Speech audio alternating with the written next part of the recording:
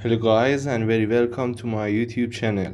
This is Amen and after 2 days I am here again with another podcast of Robinson Crusoe, and this is the last one, part 7 and 8. Episode 4, part 7, Man Friday. For 2 years I never went anywhere without my gun. I felt lonely and afraid and had many sleepless nights. One night there was a very bad storm, and I thought I heard the sound of guns out of the sea. The next morning I looked out and saw a ship. It was lying on its side not far from the shore. Quickly I put my little boat in the water and sailed out to it. There were 2 dead men on the ship, but no one alive. The bodies of the other sailors were lost in the sea. I took some clothes and tools, and I saw a box of Spanish gold and silver money. I was a rich man now. What use was money to me? I couldn't buy anything with it. I wanted people, a friend, somebody to talk to. Somebody who could help me escape from my island. One morning I woke up and made a plan. I will try to catch one of the prisoners of the white men. I said to myself, he will be happy to be alive and perhaps he will help me to escape. I watched day and night, but for a year and a half there were no boats.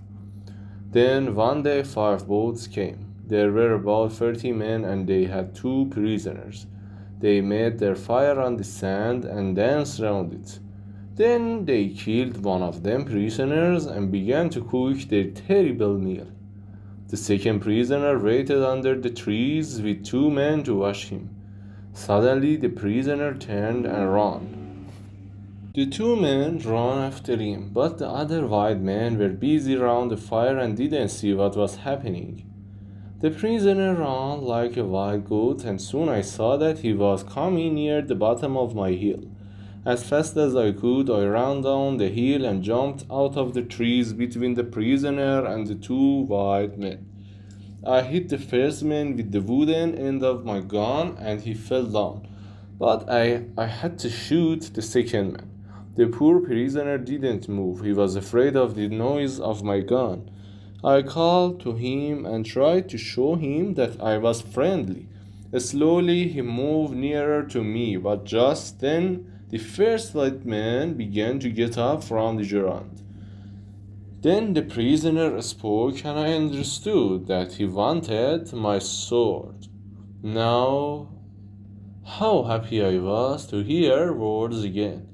I gave him my sword, and at once he cut off the head of his enemy hardly. We hid the dead bodies under some leaves, and then left quickly. I took my prisoner to my secret cave on the other side of the island and gave him food and drink. After that, he went to sleep. He was a fine young man, about 25 years old, tall and well built, with a kind face and a nice smile. He had a brown skin, black hair, bright eyes, and strong white teeth. I decided to give him the name of Man Friday because I first saw him on a Friday. When he woke up in the morning, he ran out to me. I was milking my goats in the field, and he got down on the ground and put his head near my foot. I understood that he was thanking me, and I tried to show him that I was his friend. I began to teach him to speak English, and soon he could say his name, Master, and yes and no. How good it was to hear a man's voice again. Later that day, we went back to my first house. We went carefully along the beach, but there were no boats and no white men, just blood and bones all over the sand. I felt ill, but Friday wanted to eat the pieces of men's bodies which were still on the ground. I showed him that this was terrible for me, and he understood. When we got to my house, I gave Man Friday some trousers, and I made him a coat and a hat. He liked his new clothes very much. Then I made him a little tent to sleep in. But for a few weeks I was always took my gun to bed with me. Perhaps Friday was still a wild man and would try to kill me in the night. At first Friday was very afraid of my gun. Sometimes he talked to it and asked it not to kill him. Friday was a quick learner and his English got better day by day. He helped me with the guts and with the work in the corner fields, and soon we were good friends. I enjoyed teaching him and most of all having a friend to talk to. This was the happiest of all my years on the island. Friday and I lived together happily for 3 years. I told him the story of my adventure about my life in England, and he told me about his country and his people. One day we were at the top of the highest hill on the island, and we were looking out to sea. It was a very clear day and we could see a long way. Suddenly Friday began to jump up and down, very excited. "What's the matter?" I said. "Look, master, look," Friday cried. "I can see my country. Look over there." I looked, and there, to the northwest between the sea and the sky, was a long thin piece of land. I learned later that it was the island of Trinidad, and that my island was in the mouth of the river Orinoco on the north coast of South America. I began to think again about escape. Perhaps Friday wanted to go home too. Perhaps together we could get to his country. But what then? Would Friday still be my friend, or would his people kill me and eat me? I took Friday to the other side of the island and showed him my big canoe. It still lay under the trees. It was very old now, and there were holes in the wood. "Could a boat like this sail to your country, Friday?" I asked him. "Oh, yes," he answered. "A boat like this can carry a lot of food and drink. Then we will make another canoe like it, and you can go home in it," I said. But Friday looked very unhappy. "Why are you angry with me?" he asked. "What have I done? What do you want to send me home?"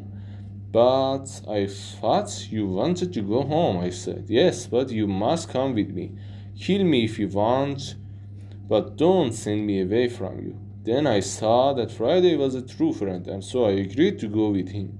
We began work on the canoe at once. Friday chose the tree himself. He understood wood better than I did, and we cut it down. We worked hard, and in a month the boat was finished. 2 weeks later it was the sea, and we began to get ready for our long journey. Part 8. Escape from the island. I was now in my 27th year on the island, and I didn't want to be there for another year. We worked hard to get the corn in and to make a lot of bread. We had dried food and salted meat and big pots to keep water in. One evening, Friday went out to look for a turtle for meat and eggs, but in less than an hour he was back and he looked very afraid.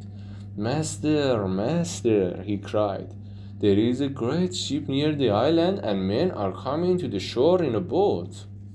I jumped up, ran with him down to the shore. To my great surprise, I saw that it was an English ship. But why was it here? English ships never came this way. Perhaps they were pirates. "Don't let them see you, Friday," I called. "We will hide in the trees and watch."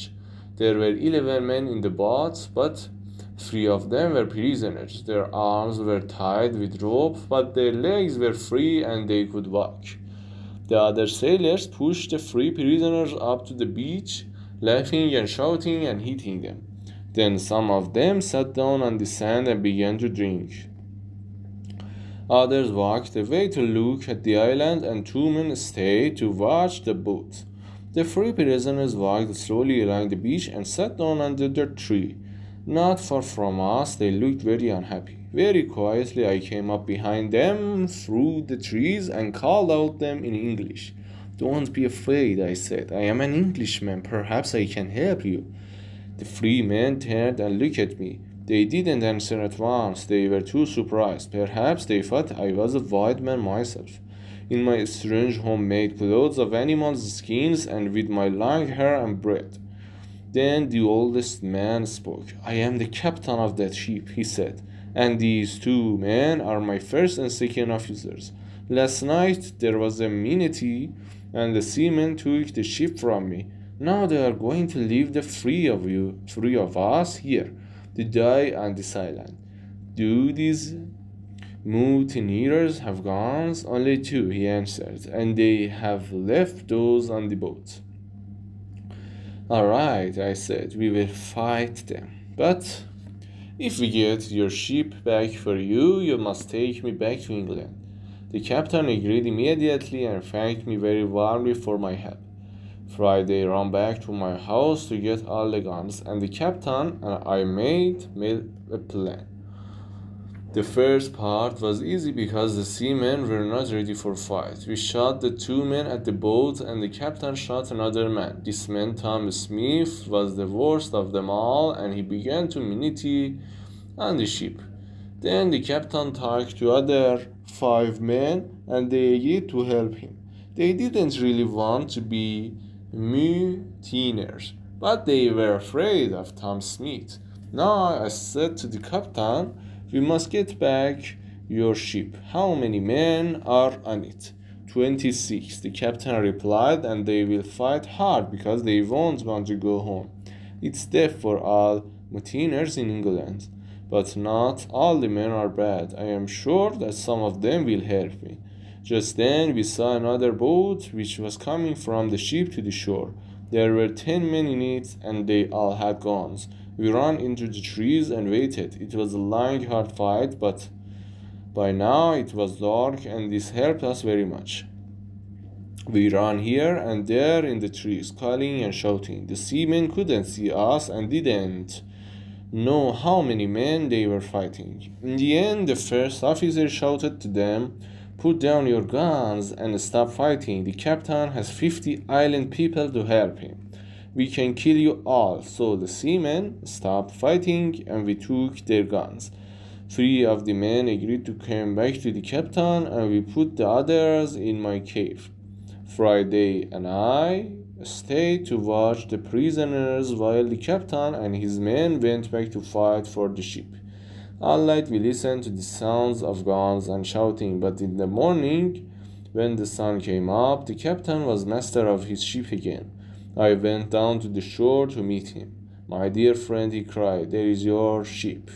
I will take you to the ends of the world in it. I put my arms around him, and we laughed and cried together. How happy I was to leave this island. My good friend Friday came with me, of course, but we left the mutineers on the island. We decided not to kill them. They could begin a new life on the island. I showed them my free houses, my cornfields, and my gods, and all my tools. Their love would be easy because of all my hard work for so many years. And so on the 19th of December 1686, after 27 years, 2 months and 19 days, I said goodbye to my island and sailed home to England.